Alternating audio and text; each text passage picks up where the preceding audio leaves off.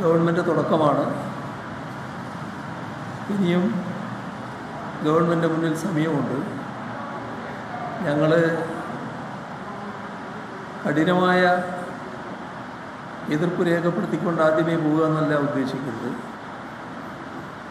നമുക്ക് കാത്തിരുന്ന് കാണാം കാര്യങ്ങൾ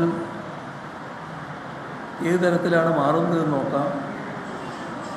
നാടിൻ്റെ വികസനത്തിനും ജനങ്ങളുടെ ക്ഷേമത്തിനും മുൻതൂക്കം കൊടുത്തുകൊണ്ട് നടത്തുന്ന ഏത് പരിപാടിക്കും ഞങ്ങൾ പിന്തുണ നൽകും. എന്നാൽ അതേസമയം നാടിൻ്റെ താല്പര്യത്തിന് ജനക്ഷേമത്തിന് എതിരായ എന്തെങ്കിലും കാര്യങ്ങൾ വരികയാണെങ്കിൽ അതിനെ എതിർക്കുകയും ചെയ്യും. ഇതാണ് ഞങ്ങൾ ഈ സർക്കാരിനോട് സ്വീകരിക്കുന്ന സമീപനമെന്ന് നേരത്തെ വ്യക്തമാക്കിയിട്ടുണ്ട്. ഇപ്പോൾ നയപ്രഖ്യാപനം ഉദ്ദേശ രീതിയിലായില്ല എന്നുള്ളത് കൊണ്ടാണ് ഇത്രയും പറഞ്ഞത്.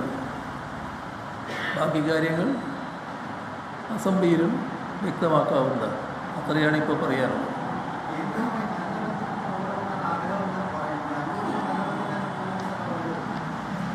കേന്ദ്ര ഗവൺമെൻറ്റുമായി സാധാരണഗതിയിൽ നല്ല ബന്ധം സംസ്ഥാനം ആഗ്രഹിക്കുന്നതിൽ തെറ്റൊന്നുമില്ല. പക്ഷേ കേന്ദ്ര ഗവൺമെൻറ് അനുഭവമുണ്ട്, നമ്മളോടുള്ള അനുഭവം, എല്ലാ സംസ്ഥാനങ്ങളോടും കാണിക്കുന്ന അനുഭവം. അത് സാമ്പത്തിക ഫെഡറലിസത്തിൻ്റെ കടക്കൽ കത്തിവെക്കുന്നത്. ഒരു ഘട്ടത്തിലും ആ ഫെഡറലിസം അംഗീകരിക്കുന്ന നിലപാടല്ല കേന്ദ്ര ഗവൺമെൻറ് തുറന്നു പോകുന്നത്.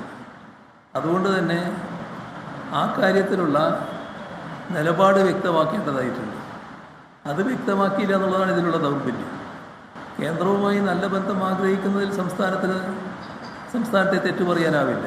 പക്ഷേ നമ്മുടെ അനുഭവം നേരെ മറിച്ചാൽ ആ നിലപാട് വ്യക്തമാക്കണമായിരുന്നു.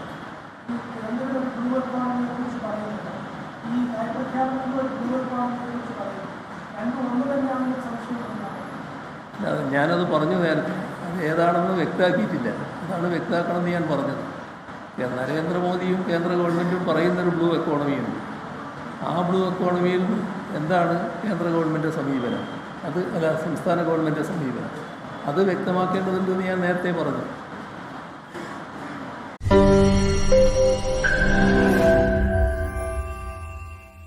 ലോകത്തെവിടെയായാലും ഏത് സമയത്തും 24 വാർത്തകളും ഓഗ്മെന്റഡ് റിയാലിറ്റി പാക്കേജുകളും എക്സ്പ്ലെയിനറുകളും വിശദമായി കാണാൻ ഞങ്ങളുടെ യൂട്യൂബ് ചാനൽ നിങ്ങൾക്ക് സബ്സ്ക്രൈബ് ചെയ്യാം.